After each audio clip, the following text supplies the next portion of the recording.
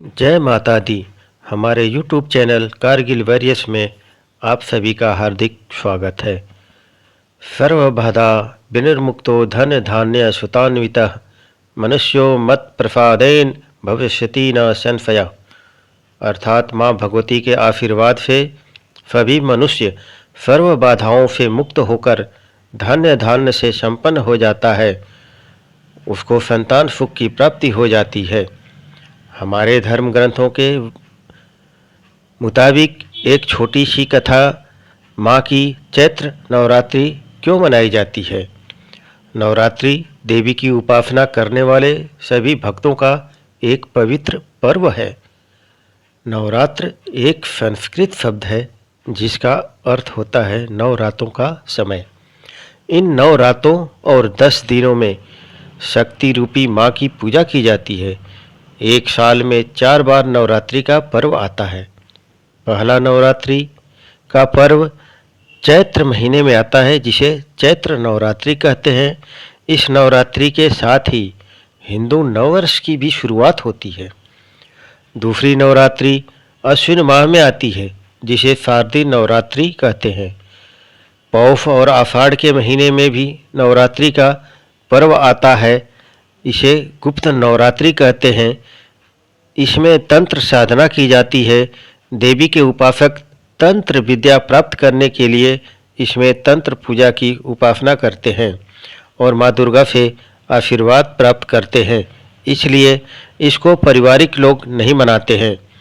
केवल चैत्र नवरात्र और शारदीय नवरात्रों को ही पारिवारिक लोग मनाते हैं। चैत्र नवरात्र चैत्र मास की शुक्ल पक्ष की प्रतिपदा से नवमी तक मनाई जाती है। यह समय भारतीय नव वर्ष का भी प्रतीक होता है।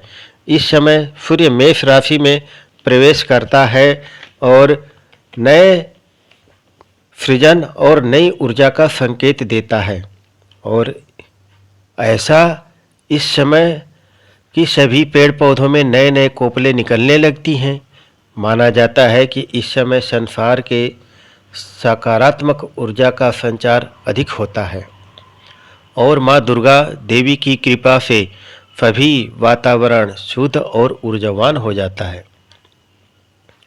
चैत्र नवरात्रि को ही विजय, शक्ति और आत्मबल बढ़ाने का भी पर्व मनाते हैं और इस दिन विशेषकर शस्त्र पूजा की जाती है। सेना के अंदर भी अपने सभी जवान अपने अपने शस्त्र की पूजा करते हैं और माँ दुर्गा से यही मनाते हैं कि हे माँ दुर्गा, हमारे अस्त्र शस्त्र दुश्मन का संहार करते समय आप शक्ति रूप में इसमें विराजमान हो जाएं और शत्रुओं का संहार करना शुरू कर दें।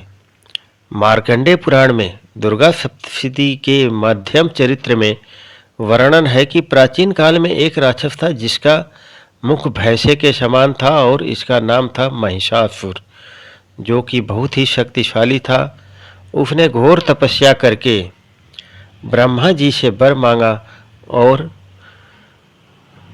अमरता का वरदान प्राप्त करने के लिए कहा, लेकिन ब्रह्मा जी ने कहा कि हम तुम्हें अमरता का वर तो नहीं दे सकता, लेकिन इतना वर देता हूँ कि तुम्हारी मृत्यु असुर, देव, दैत्य, दानव, नर, बानर, पक्षी किसी से भी नहीं होगी।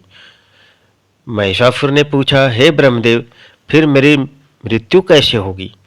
तो ब्रह्मदेव ने कहा, तुम्हारी मृत्यु एक स्त्री के हाथों होगी।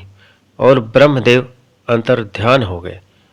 यह सुनकर महिषासुर जोर से अट्टहास करके हंसने लगा कि भला कोई स्त्री मुझे कैसे मार सकती है, और सभी पर अत्याचार करने लगा।